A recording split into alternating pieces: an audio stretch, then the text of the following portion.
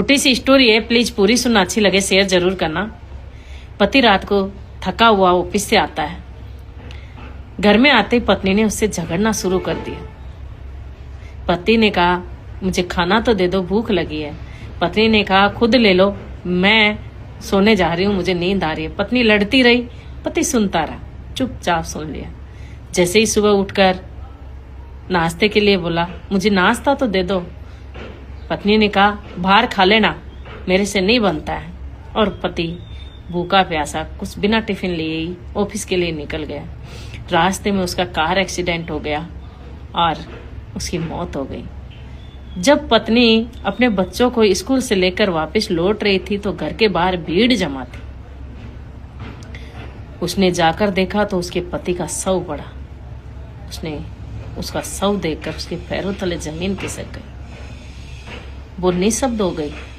उसकी आंखों से सिर्फ आंसू, मुंह से कोई शब्द नहीं। उसने अपने पति की लाश को झंझोड़ते हुए कहा, राजा उठ जाओ ना, प्लीज एक बार उठ जाओ, अब नहीं झगड़ूंगी मैं खाना देती हूँ ना, भूख लगी है ना आपको। पर पति कैसे उठता?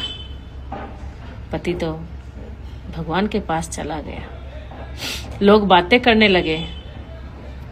अब पति के जाने के बाद वो पूरी तरह टूट गई और लोगों ने रंग दिखाना शुरू किया, रिश्तों ने रंग दिखाना शुरू किया।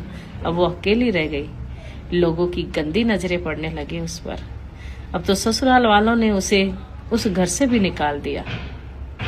अब उसके पास कोई सहारा नहीं। जब तक पति था वो रानी बनकर रह रही थी। पति जाने के बाद उसकी नौकरानी से भी बदतर जिंदगी हो गई। तो कहना चाहती हूँ कि अपने पति की कद्र कर लो, क्योंकि पति होता है ना, वो पत्नी के सिर का ताज होता है।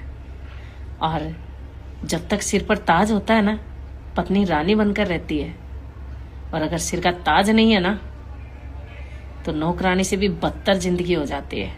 जैसा भी है, अपने पति से मत लड़ो, मत झगड़ो, अपने पति से प्यार करो, वही है तुम्हारी जिंदगी। अगर स्टोरी अच्छी लगी हो तो शेयर जरूर कर दे।